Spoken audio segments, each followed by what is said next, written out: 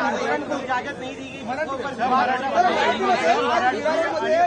वातावरण पेटलेलं आहे। पोलिसांनी परमिशन नाही दिली म्हणून मनसेच्या नेत्यांना ताब्यात घेतला गेलेला आहे आणि मनसे आता सरकारवरती टीका करते। तुम्ही तर मी पोलिसांना त्या ठिकाणी आयुक्तांना विचारलं की ही परवानगी का दिली नाही, कारण कोणीही मोर्चाला परवानगी मागितली तर आपण परवानगी देतो।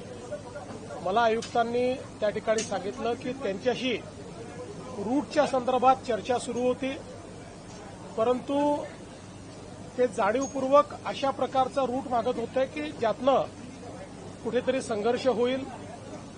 आणि पोलिसांचं म्हणणं असंही होतं की या संदर्भात काही लोकांच्या संदर्भात त्यांच्याकडे काही इनपुट्स आले होते की त्यांना त्या ठिकाणी वेगळ्या प्रकारची काही कारवाई करायची आहे आणि म्हणून पोलिसांनी त्यांना एवढं सांगितलं होतं की जो नेहमी रूट असतो मोर्चाचा तो रूट तुम्ही घ्या, अशा प्रकारचा रूट घेऊ नका।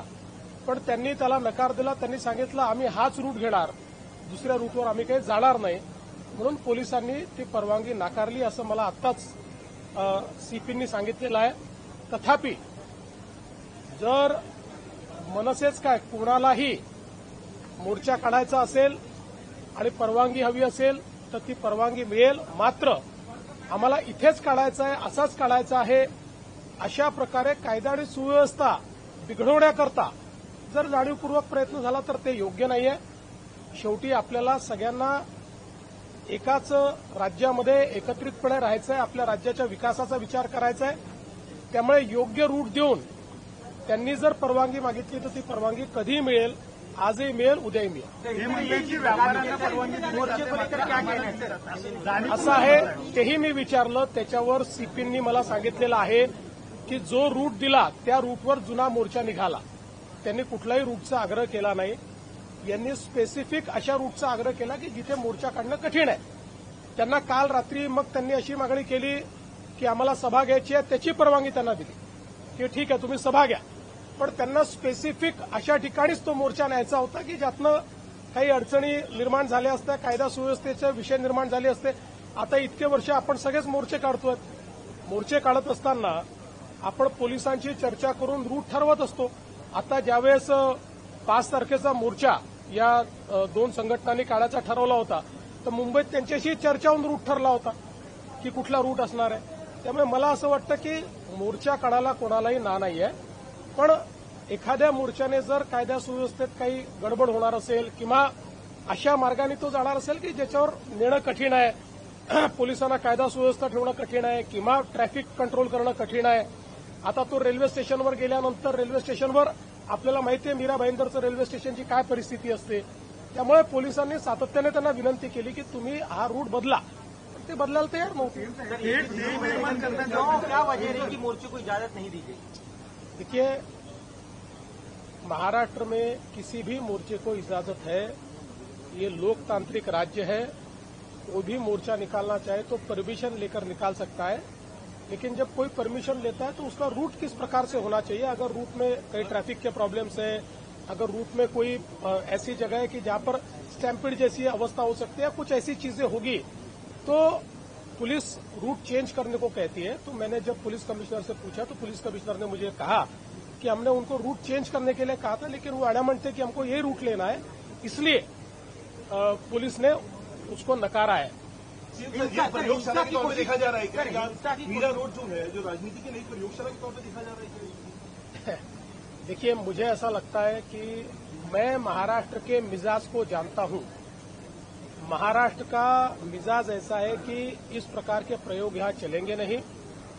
जो मराठी आदमी है वो बड़े दिल का है, क्योंकि भारत पर जब आक्रमण हुआ तो मराठी आदमी ने केवल महाराष्ट्र का विचार नहीं किया, पूरे भारत का विचार किया।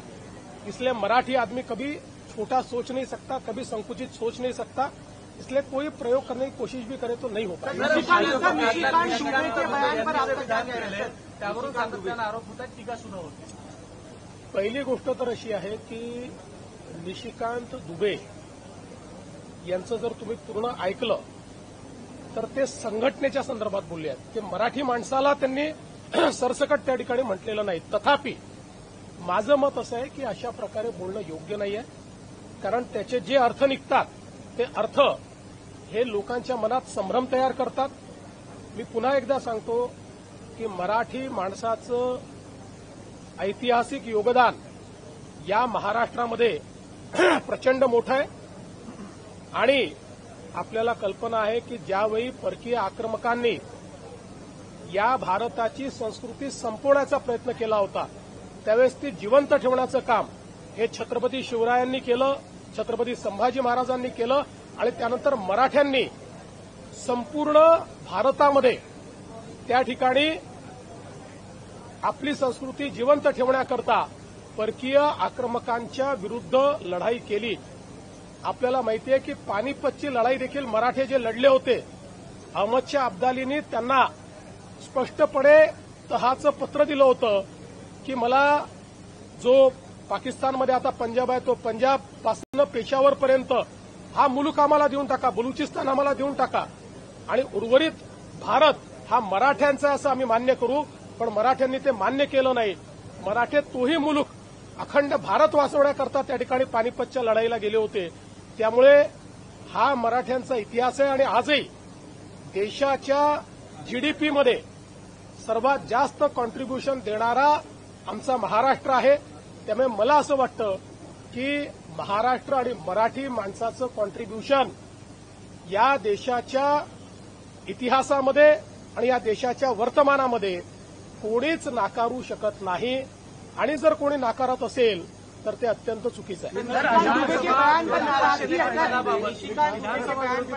पदाबाबत पुन्हा एकदा विरोधी पक्ष अध्यक्षांना पत्र लिहितंय आणि स्मरणपत्र म्हणून देते की विरोधी पक्ष नेत्याची नेमणूक करा. सरकार मात्र यासाठी आग्रही नाही असं त्यांचं म्हणणं आहे. हा सरकारचा विषयच नाही. हा विषय अध्यक्षांचा आहे. ते अध्यक्षांना पत्र लिहितील, अध्यक्ष जे नियमात आहे ते करतील. त्यामुळे यात सरकार येतं कुठे? सरकारचा काही संबंध नाही याच्याशी. हा मुद्दा माननीय अध्यक्ष महोदय आणि ते जे काही विरोधी पक्ष त्यांच्यामध्ये आहे. चला माझा पहिला